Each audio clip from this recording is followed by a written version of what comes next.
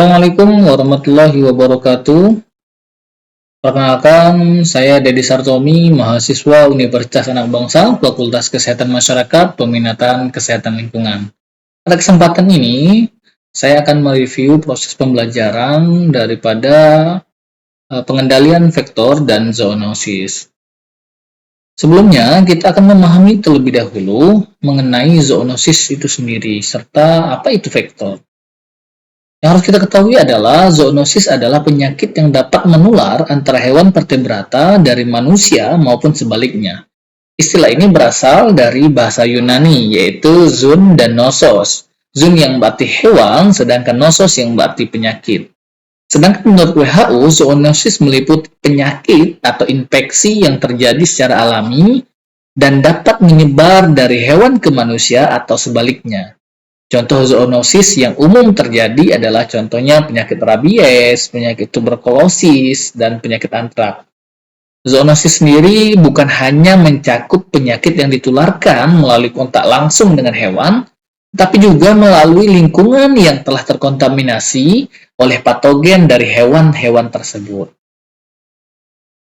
Dan selanjutnya kita harus mengetahui apa saja klasifikasi zoonosis berdasarkan jenis patogennya. Zoonosis diklasifikasikan berdasarkan jenis patogen yang menyebabkan bakteri ada beberapa macam. Salah satunya adalah zoonosis bakterial. Contohnya tadi termasuk antrak yang disebabkan oleh Bacillus anthracis, kemudian penyakit salmonellosis yang disebabkan oleh salmonella, dan tuberkulosis yang disebabkan oleh Mycobacterium bovis. Selanjutnya klasifikasi zoonosis viral, yaitu meliputi rabies yang disebabkan oleh virus rabies, kemudian Ebola, dan penyakit influenza burung. Selanjutnya, zoonosis parasit. Contohnya adalah trichinosis, disebabkan oleh cacing Trichinella spiralis. Kemudian ada penyakit toxoplasmosis, kemudian ada penyakit malaria yang disebabkan oleh parasit Plasmodium yang disebabkan oleh melalui nyamuk Anopheles itu sendiri.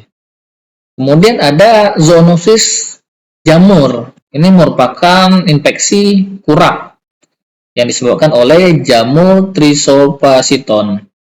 Kemudian terdapat zoonosis rickettsia, chlamydia, dan patogen non-konvensional, di mana zoonosis ini termasuk demam Q.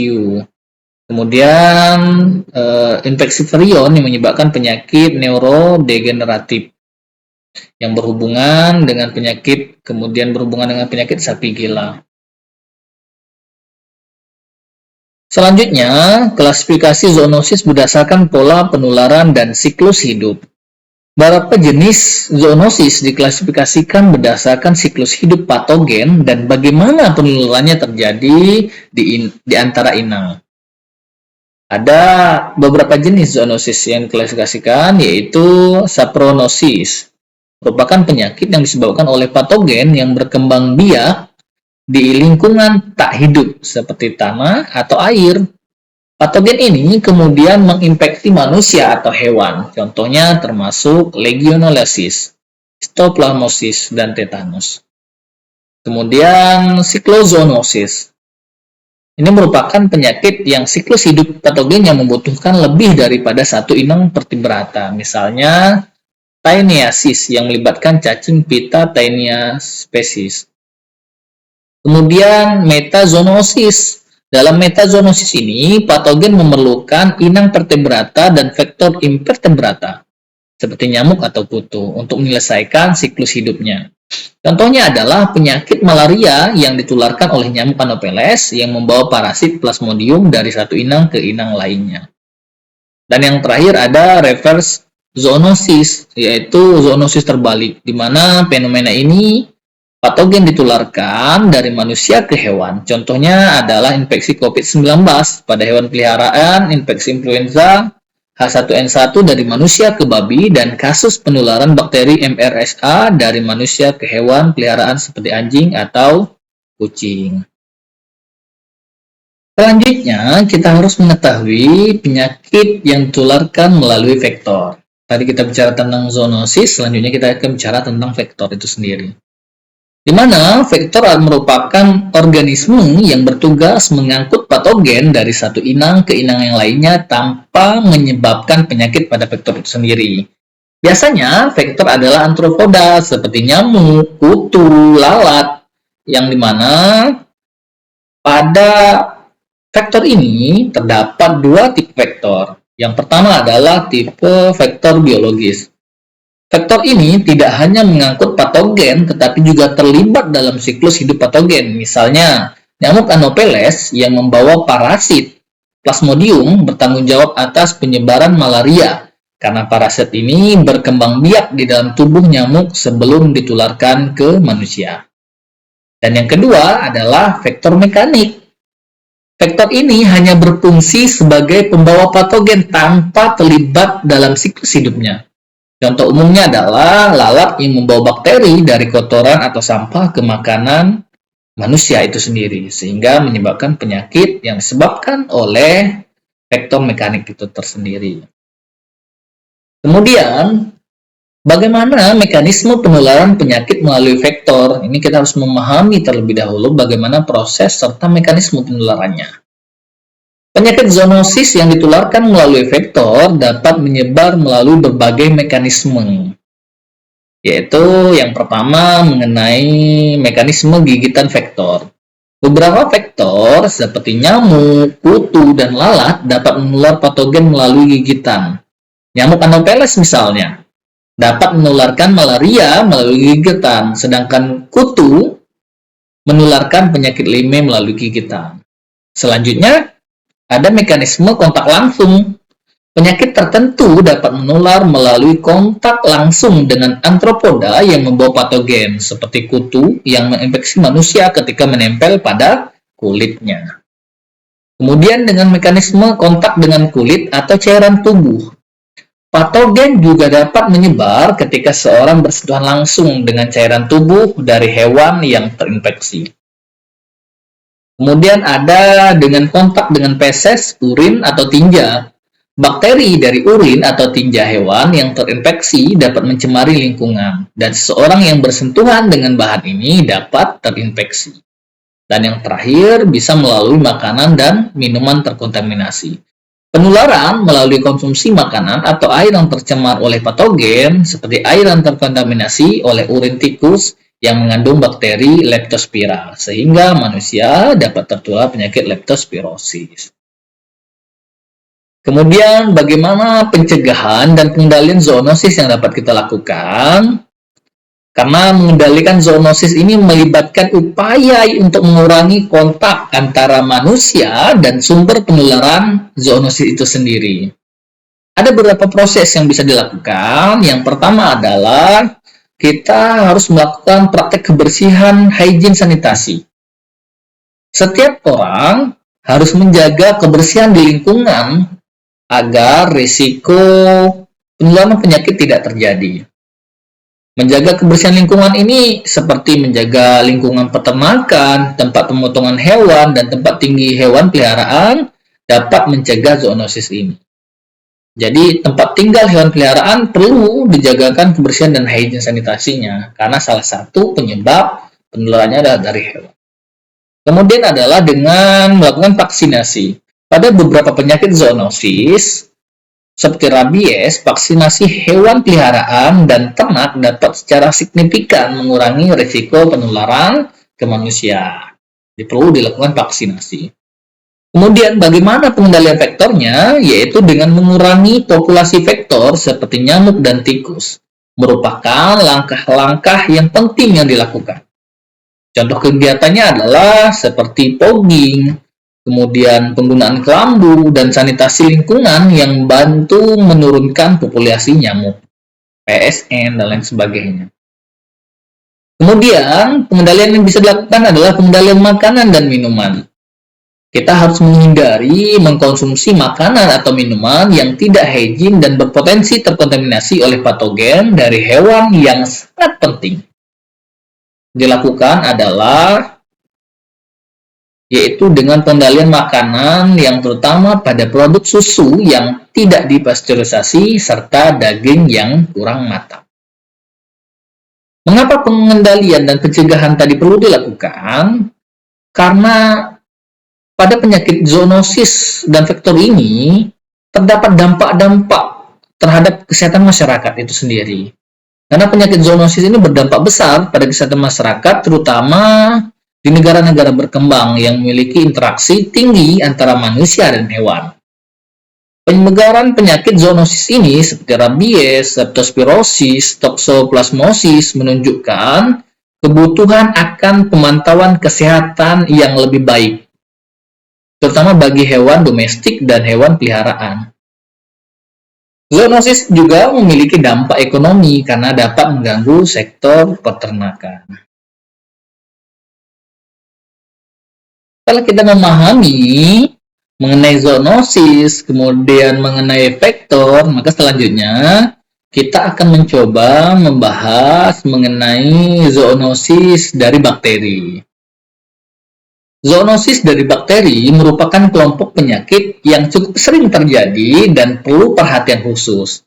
Mengapa demikian? Karena penularannya dapat terjadi melalui berbagai cara, seperti kontak langsung dengan hewan yang terinfeksi, atau mengkonsumsi makanan atau air yang terkontaminasi, atau melalui perantara vektor, misalnya lalat atau nyamuk yang membawa penyakit yang disebabkan oleh bakteri. Ada beberapa contoh penyakit zoonosis bakteri, yaitu ada penyakit antrak yang disebabkan oleh Bacillus anthracis, kemudian ada brucellosis yang disebabkan oleh Brucella species, kemudian ada penyakit salmonellosis yang disebabkan oleh Salmonella species, kemudian ada listeriosis yang disebabkan oleh Listeria species, dan masih banyak lagi penyakit-penyakit zoonosis yang disebabkan oleh bakteri. Coba kita bahas mengenai antrak ini sendiri, bahwa penyakit yang disebabkan oleh Bacillus anthracis ini adalah salah satu penyakit zoonosis yang serius, terutama karena bakteri penyebabnya adalah Bacillus anthracis memiliki kemampuan bertahan hidup dalam kondisi ekstrim dan menyebabkan infeksi parah. Infeksi yang bagaimana? Ternyata infeksi antraks ini dapat terjadi melalui 3 rute utama, yaitu yang pertama adalah melalui inhalasi. Spora Bacillus anthracis dapat terhirup dan masuk ke saluran pernapasan yang seringkali menyebabkan infeksi paling berbahaya dan mematikan. Kemudian infeksinya melalui kulit. Infeksi yang dapat terjadi melalui luka di kulit atau kontak langsung dengan hewan atau produk hewan yang terinfeksi. Rute ini adalah yang paling umum dan biasanya memiliki risiko kematian yang lebih rendah dibandingkan inhalasi yang memiliki paling berbahaya dan mematikan. Yang selanjutnya adalah melalui gastrointestinal, yaitu infeksi terjadi ketika seorang mengkonsumsi makanan atau air yang terkontaminasi bakteri. Rute ini juga bisa sangat serius dan berpotensi yang sangat fatal. Lalu bagaimana karakteristik Bacillus anthracis itu? Bahwa Bacillus anthracis ini memiliki beberapa ciri khas yang membuatnya sangat berbahaya sebagai patogen, yaitu dari segi spora. Spora Bacillus anthracis ini adalah membentuk bertahan hidup yang memungkinkan bakteri ini bertahan dalam kondisi lingkungan yang ekstrim. Karena spora ini memiliki kondisi lingkungan ekstrim. Spora ini juga bisa tetap hidup di tanah selama bertahun-tahun dan akan berubah menjadi bentuk aktif atau vegetatif ketika memasuki tubuh inang atau ketika kondisi lingkungan mendukung melalui spora.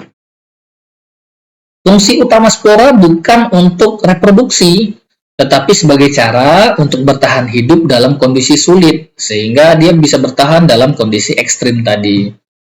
Ini adalah salah satu alasan mengapa antraks bisa menjadi ancaman dalam jangka panjang, karena bertahan hidup selama bertahun-tahun dan dapat berubah menjadi aktif. Kemudian kapsul. Kapsul adalah lapisan pelindung yang terletak di luar dinding sel bakteri. Pada Bacillus anthracis, kapsul terbuat dari polipeptida yang melindungi bakteri dari sistem imun inang, terutama dari proses fagositosis, yaitu di mana proses sel-sel imun memakan bakteri.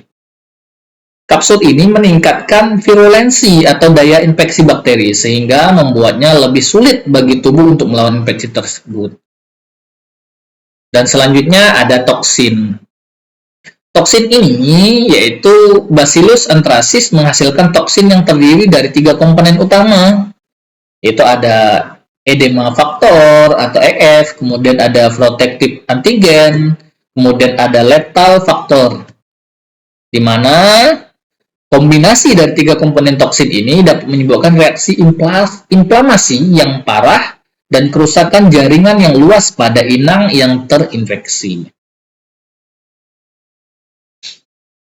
Ketika kita bicara tentang patofisiologi atau penyakit antraks ini, kita menjelaskan mengenai jalur infeksinya, bahwa bakteri Bacillus anthracis masuk ke tubuh melalui 3 jalur infeksi utama, yaitu tadi kulit, usus, dan paru-paru. Dan proses infeksinya berbeda-beda tergantung jalur masuknya.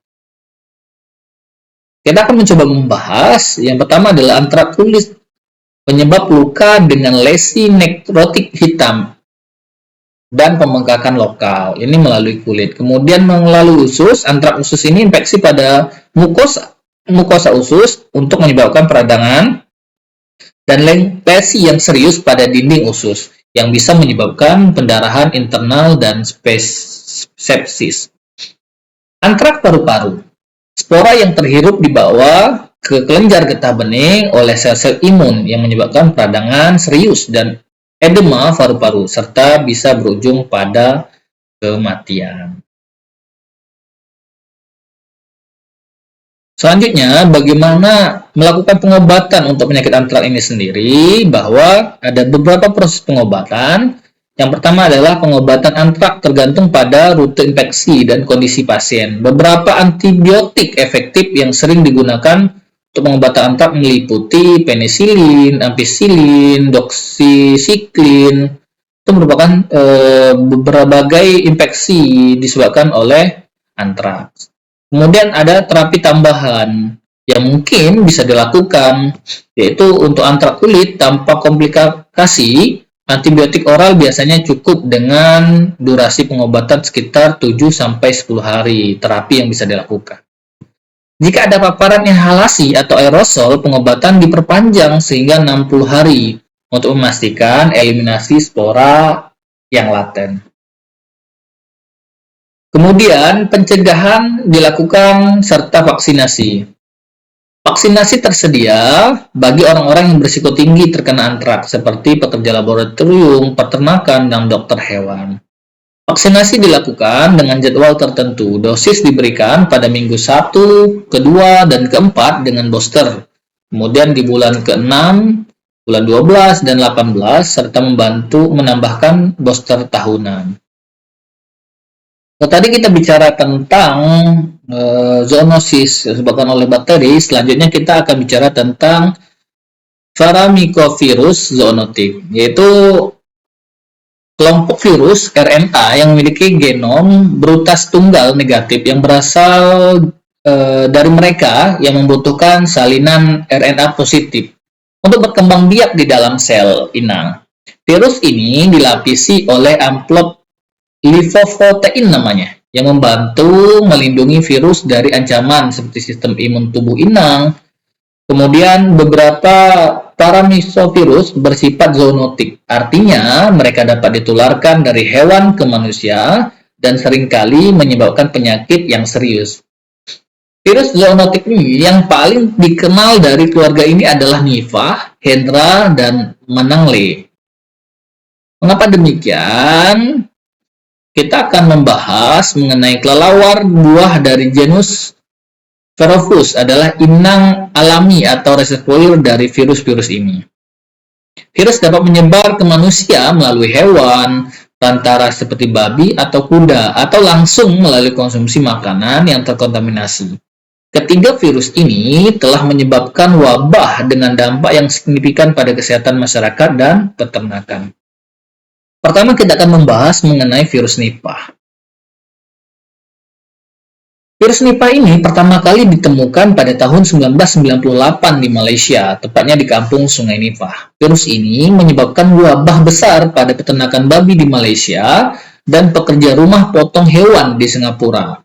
Sejak wabah pertama ini, virus Nipah terus menyebabkan wabah di Bangladesh dan India, terutama melalui penularan dari kelelawar, buah, dan makanan yang terkontaminasi. Bagaimana penularannya? Penularan Nipah ini ditularkan dari kelelawar ke babi, lalu dari babi ke manusia.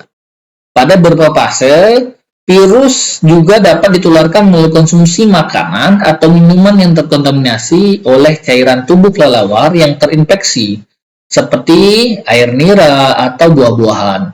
Virus ini bisa menular dari manusia ke manusia, terutama melalui kontak dengan cairan tubuh penderita, misalnya darah atau air liur.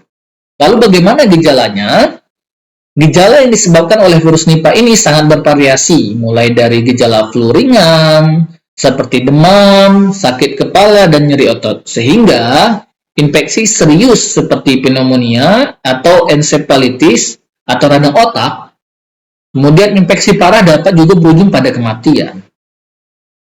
Terutama karena radang otak yang ditimbulkan. Dua jenis strain virus Nipah yang utama adalah NIF-M, yaitu dari Malaysia, dan NIF-B dari Bangladesh. Dengan strain Bangladesh lebih sering menyebabkan masalah pernapasan parah. Sementara strain Malaysia lebih sering menyebabkan encephalitis. Lalu bagaimana pencegahan yang bisa kita lakukan? Hingga saat ini, belum ada vaksin atau pengobatan spesifik untuk virus Nipah. Oleh karena itu, langkah-langkah pencegahan yang sangat penting ini meliputi menghindari kontak langsung dengan hewan yang terinfeksi, terutama dengan babi serta kelelawar. Kemudian menjaga kebersihan makanan dan minuman. Selanjutnya, menggunakan alat pelindung diri atau APD sangatlah penting bagi tenaga kesehatan yang menangani pasien terinfeksi untuk menghindari penularan virus dari manusia ke manusia. Selanjutnya, kita akan bicara tentang virus Hendra. Virus Hendra sendiri pertama kali ditemukan pada tahun 1994 di wilayah Hendra atau Australia. Setelah wabah yang melibatkan kuda pacuan ini menyebabkan infeksi fatal pada manusia yang berhubungan dengan kuda tersebut. Virus Hendra ditularkan dari kelelawar buah ke kuda, yang kemudian bisa menularkan virus ke manusia. Sejak penemuannya pertama kalinya, wabah virus Hendra terus terjadi di Australia, dengan kasus-kasus yang melibatkan kuda dan manusia yang bekerja atau kontak dengan hewan tersebut. Bagaimana penularannya? Virus Hendra ini sendiri ditularkan dari kelelawar buah ke kuda, kemudian dari kuda ke manusia, terutama melalui kontak langsung dengan cairan tubuh atau jaringan kuda yang terinfeksi. Kemudian, tidak ada bukti yang kuat bahwa virus Hendra ini dapat menular dari manusia ke manusia. Tetapi, orang yang bekerja dengan kuda yang terinfeksi seperti dokter hewan dan pelatih kuda memiliki resiko yang tertinggi, sehingga penggunaan APD sangatlah diperlukan. Bagaimana gejala yang ditimbulkan dari penyakit virus Hendra ini? Yaitu infeksi virus Hendra ini pada manusia menyebabkan gejala awal yang mirip dengan flu, seperti demam tinggi, kemudian sakit kepala, dan nyeri otot. Pada kasus yang lebih serius, virus ini dapat menyebabkan pneumonia berat atau encephalitis yang dapat berakibat fatal. Tingkat kematian akibat virus Hendra ini sendiri mencapai sekitar 75%, menjadikannya salah satu virus paling mematikan di dunia. Lalu, bagaimana pencegahan yang bisa kita lakukan? Vaksin untuk virus Hendra telah tersedia, tetapi hanya untuk kuda. Vaksinasi kuda sangat efektif dalam mencegah penyebaran virus dari kuda ke manusia. Selain itu, orang-orang yang bekerja dengan kuda harus selalu menggunakan APD seperti sarung tangan, masker, dan lain sebagainya untuk menghindari kontak langsung dengan hewan tersebut atau kuda. Dan yang terakhir, kita akan bicara tentang virus menangle. Virus menangle ini ditemukan pada tahun 1997 setelah wabah di peternakan babi di New South Wales, Australia. Wabah ini menyebabkan penurunan tingkat kelahiran pada babi, serta kelahiran anak babi yang mati. Virus ini ditularkan dari kelelawar buah ke babi dan dapat menularkan ke manusia meskipun infeksi pada manusia jarang terjadi. Penularan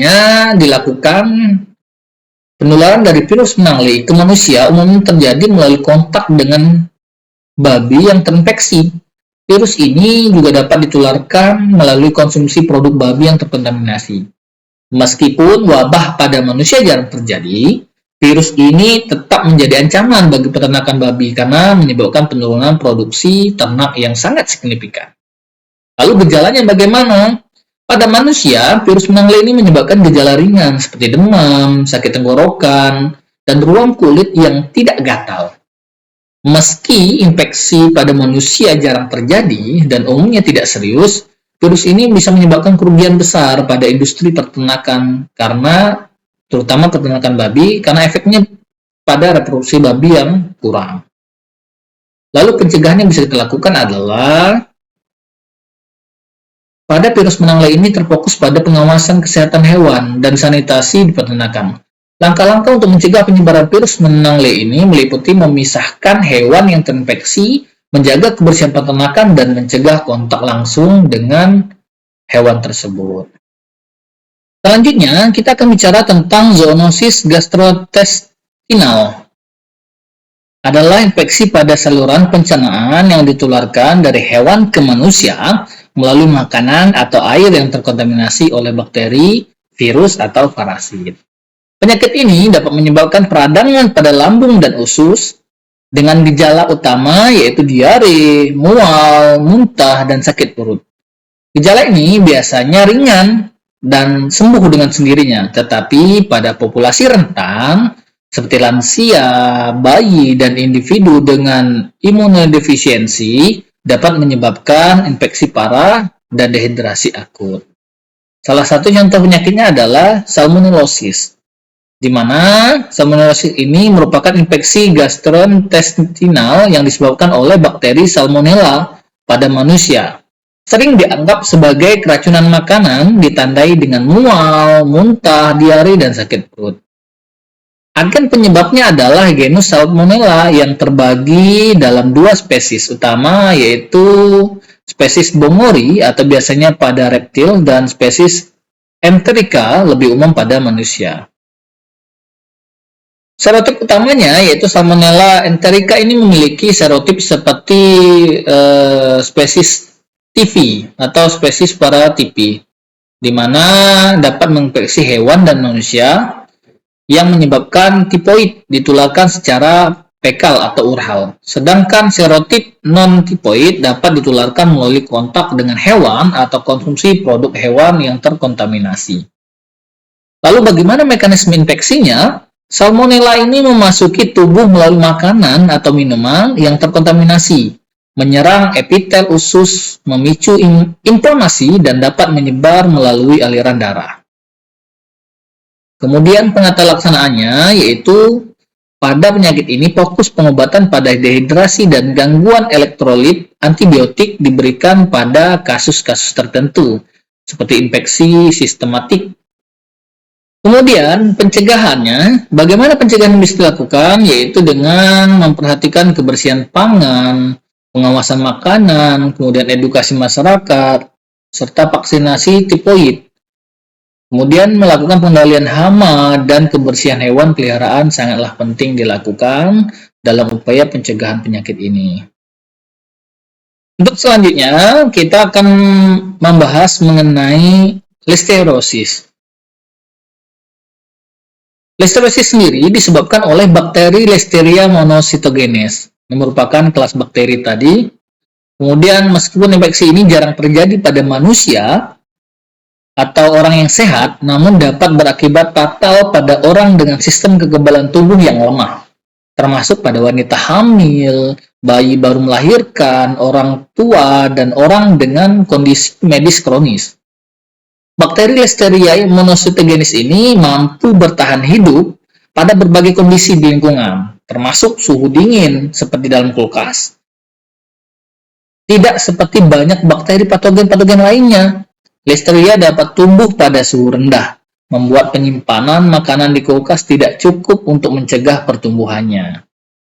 Bakteri ini juga dapat ditemukan di tanah, di air, dan pada hewan, terutama hewan-hewan ternak. Produk makanan yang paling umum terkontaminasi oleh Listeria adalah makanan yang tidak dipasteurisasi atau tidak dimasak dengan benar. Makanan yang paling sering terkait dengan wabah listeriosis adalah daging olahan, produk susu mentah, kemudian buah-buahan, dan sayuran yang tidak dicuci dengan baik.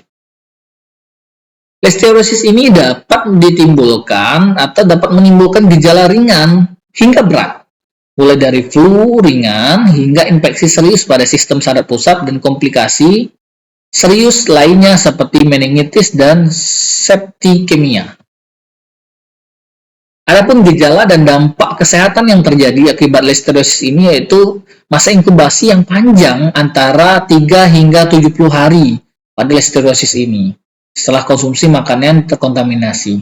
Gejala awalnya infeksi biasanya mirip dengan flu dan mencakup demam, nyeri otot, mual, muntah, kemudian diare.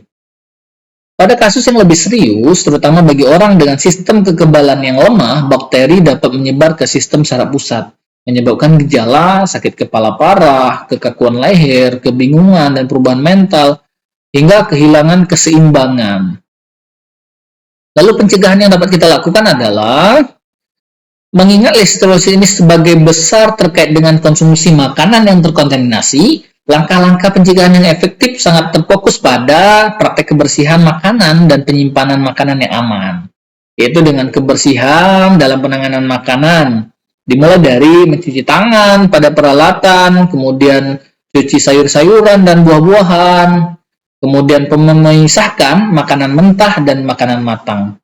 Hindari kontaminasi silang dengan memisahkan daging mentah, unggas, dan ikan dari makanan yang sudah matang. Kemudian, pada proses pemasakan, selain dari kebersihan dalam penanganan makanan, proses pemasakan juga sangatlah penting, bahwa listeriosis ini bisa dihancurkan oleh panas, oleh karena itu memasak makanan pada suhu yang tepat adalah salah satu cara yang paling efektif untuk membunuh bakteri ini. Kemudian, rekomendasi dari suhu memasak ini adalah seperti daging sapi, itu harus mencapai minimal 74%. Kemudian, bagaimana penyimpanan makanan dengan benar?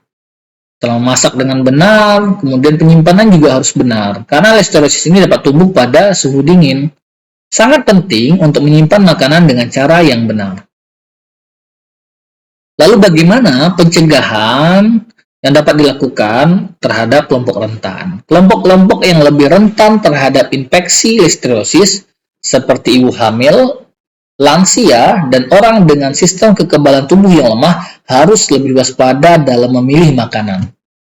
Beberapa tindakan yang dapat dilakukan yaitu pertama, hindari produk susu mentah. Produk susu yang tidak dipasteurisasi termasuk keju lunak seperti feta, camembert harus dihindari. Pilih produk yang terbuat dari susu pasteurisasi. Dan yang kedua, hindari ikan mentah. Wanita hamil dan orang dengan kekebalan tubuh yang lemah sebaiknya menghindari ikan mentah dan setengah matang, seperti sushi, tiram mentah, dan daging yang tidak masak dengan matang. Kemudian, dalam pencegahan ini juga berperan pemerintah dan industri dalam pencegahan leptospirosis ini. Karena selain individu, industri makanan dan pemerintah juga memiliki peran besar dalam pencegahan listeriosis. Beberapa langkahnya adalah mungkin regulasi yang ketat dalam keamanan pangan oleh pemerintah, kemudian kampanye kesadaran publik terkait dengan edukasi bagaimana risiko listeriosis dan cara pencegahan yang sangat penting. Itu merupakan langkah utama yang bisa dilakukan oleh pemerintah dan industri dalam pencegahan listeriosis. Kemudian bisa dengan melakukan penarikan produk terkontaminasi. Selanjutnya, kita akan bicara mengenai penyakit leptospirosis. Penyakit leptospirosis adalah penyakit infeksi akut yang disebabkan oleh bakteri Leptospira yang berbentuk spiral dan dapat hidup dalam kondisi lingkungan yang lembab serta basah. Penyakit ini merupakan penyakit zoonosis, artinya dapat menular dari hewan ke manusia. Kemudian hewan yang paling sering menjadi pembawa bakteri ini adalah hewan pengerat seperti tikus. Meskipun hewan ternak seperti sapi, kambing, dan babi, serta hewan peliharaan anjing juga dapat menjadi inangnya. Kemudian, leptospirosis ini dapat menginfeksi berbagai jenis mamalia dan manusia, menyebabkan gejala yang bervariasi mulai dari ringan hingga parah, bahkan berpotensi mengancam nyawa. Di lingkungan yang terkontaminasi bakteri Leptospira dapat bertahan hidup selama berminggu-minggu hingga bertahun-tahun atau berbulan-bulan. Bagaimana epidemiologi dan faktor risikonya? Leptospirosis ini merupakan masalah kesehatan masyarakat yang serius, terutama di negara-negara tropis seperti Indonesia, di mana iklim yang hangat dan lembab mendukung penyebaran bakteri ini. Penyakit ini sering terjadi di daerah pedesaan, perkotaan padat, atau daerah dengan sistem sanitasi yang kurang memadai. Beberapa faktor risiko yang utama mempengaruhi penyebaran leptospirosis adalah: pertama, paparan lingkungan yang terkontaminasi. Bakteri leptospirosis ini dapat mencemari air, tanah, terutama setelah banjir atau hujan lebat yang meningkatkan risiko penyebaran bakteri di lingkungan sekitar. Kemudian, adanya perubahan iklim dan pemanasan global. Suhu yang lebih tinggi dan peningkatan curah hujan menciptakan kondisi yang mendukung pertumbuhan bakteri di lingkungan. Lalu, adanya intervensi manusia pada habitat satwa liar. Aktivitas manusia yang mengubah habitat alami hewan dapat meningkatkan peluang kontak antara manusia dan hewan pembawa bakteri Leptospira. Lalu bagaimana cara penularan leptospirosis ini? Yaitu leptospirosis ini dapat menular melalui berbagai cara yang membuat penyakit ini berisiko bagi orang yang sering berkegiatan di alam terbuka, bekerja dengan hewan, atau tinggal di area dengan kebersihan lingkungan yang rendah. Beberapa jalur utama penularan adalah sebagai berikut, yaitu adanya kontak langsung dengan urin hewan terinfeksi. Bakteri Leptospira dapat urin hewan yang terinfeksi, terutama tikus. Urin ini dapat mencemari air, tanah, atau permukaan lainnya.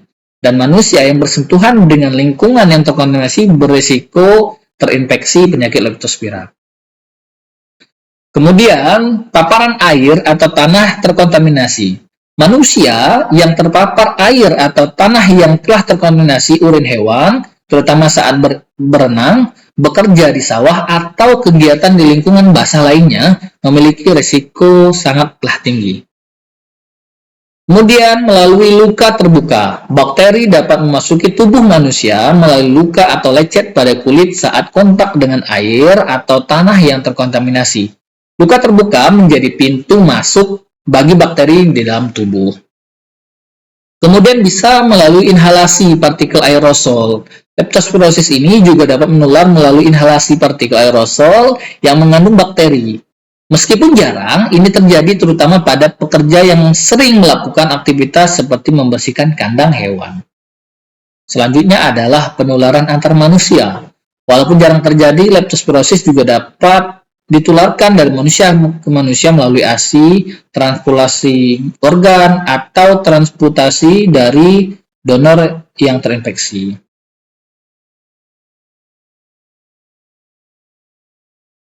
Leptospirosis ini pada manusia memiliki manifestasi klinis yang beragam, terbagi menjadi dua bentuk utama, yaitu leptospirosis anikterik, kemudian leptospirosis ikterik.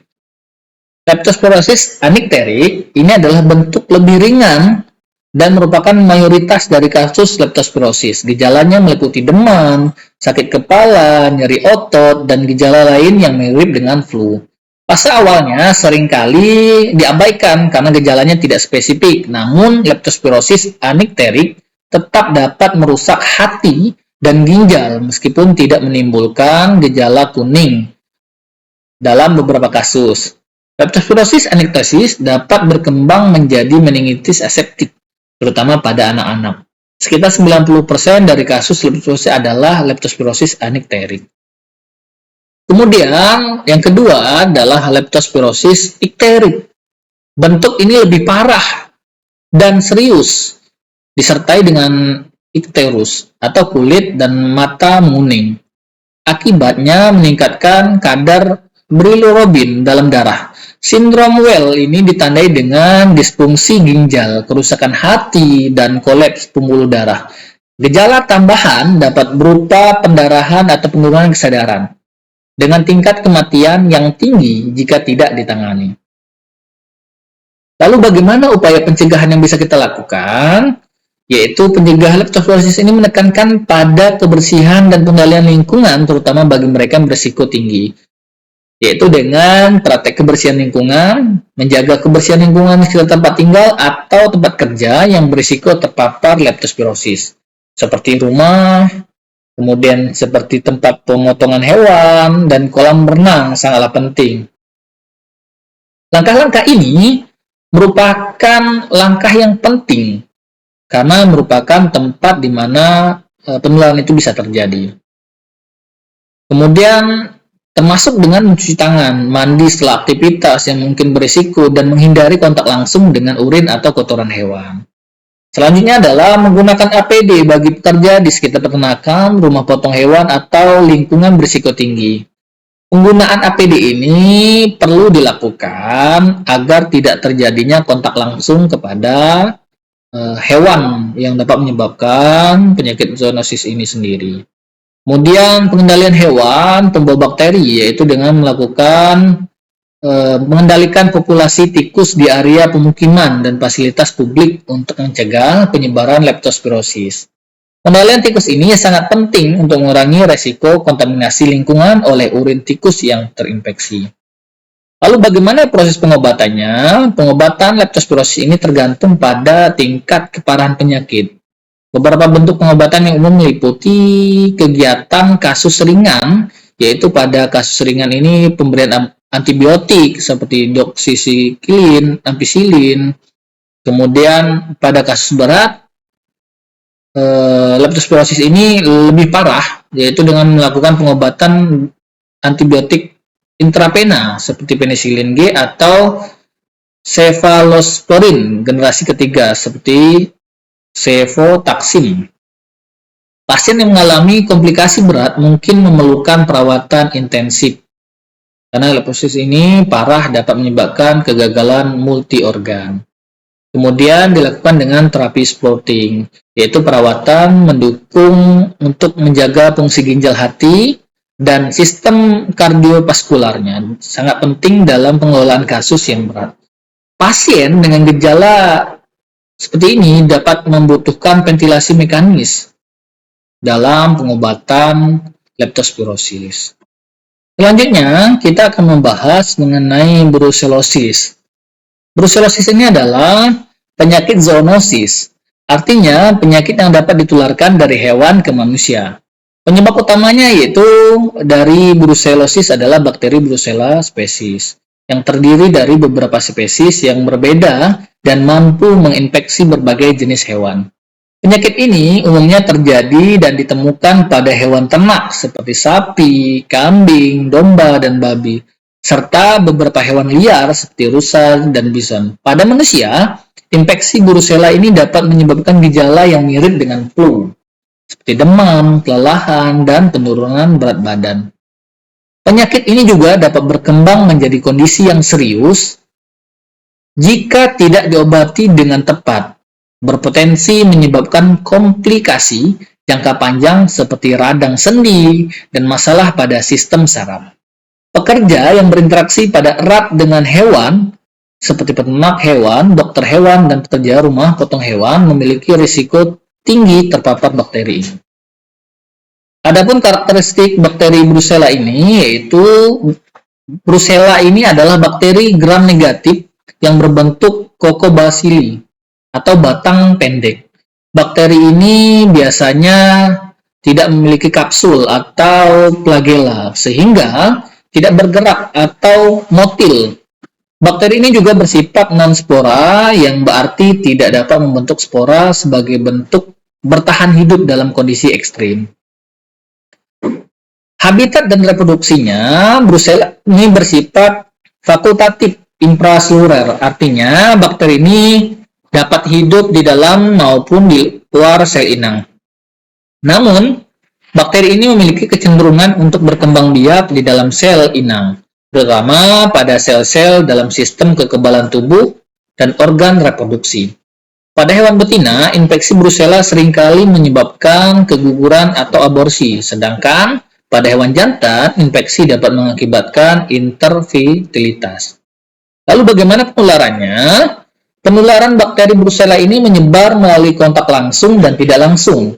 Kontak langsung terjadi melalui interaksi langsung manusia dengan hewan yang terinfeksi atau konsumsi produk hewan yang belum diolah, seperti susu yang tidak dipasteurisasi. Penularan ini biasanya tidak langsung dapat terjadi melalui paparan lingkungan yang telah terkontaminasi oleh cairan hewan atau cairan tubuh hewan yang terinfeksi, seperti urin atau cairan plasenta. Lalu, spesies apa sih bakteri Brucella yang menular? Yaitu beberapa spesies Brucella yang mampu menginfeksi manusia dan hewan, dengan beberapanya antaranya menjadi agen utama penyebab brucellosis pada manusia, yaitu Brucellosis melitensis. Spesies ini terutama menyerang kambing dan domba. Brucellosis ini dikenal sebagai agen penyebab brucellosis paling patogen pada manusia, menyebabkan infeksi yang sangat serius. Kemudian Brucellosis abortus, yaitu bakteri ini biasanya menginfeksi sapi yang menjadi penyebab aborsi pada sapi betina.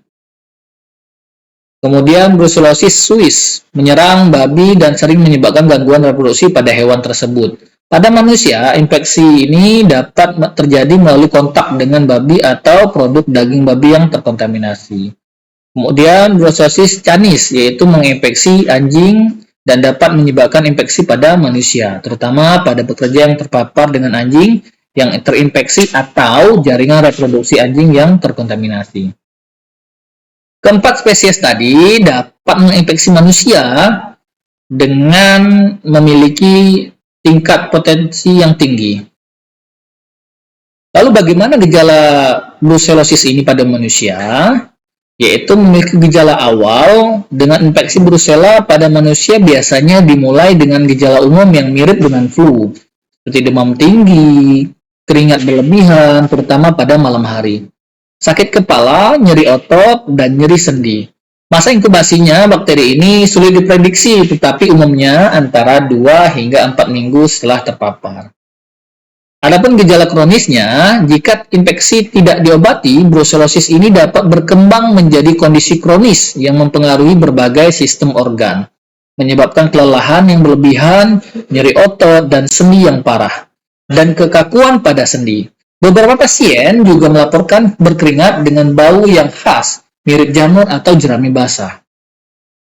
Komplikasinya, ketika komplikasi, brucellosis ini dapat menyebabkan komplikasi serius seperti radang sendi, infeksi pada tulang dan sistem saraf pusat, termasuk meningitis, serta masalah reproduksi pada wanita hamil. Meskipun jarang terjadi antara manusia, beberapa wanita hamil terinfeksi dapat mengalami keguguran atau komplikasi kehamilan lainnya. Lalu bagaimana proses pencegahannya? Pencegahan brucellosis ini sangat penting, terutama bagi mereka yang bekerja di lingkungan berisiko tinggi. Bagi pekerja berisiko tinggi, pekerja yang berinteraksi langsung dengan hewan atau produk hewan, seperti peternak, dokter hewan, dan pekerja rumah potong hewan, sebaliknya menggunakan alat pelindung diri atau APD. APD bisa dilakukan biasanya sarung tangan, masker, pakaian pelindung, dan juga sepatu boot, karena penggunaan APD ini sangat penting untuk menghindari paparan langsung terhadap cairan tubuh atau jaringan hewan yang terinfeksi.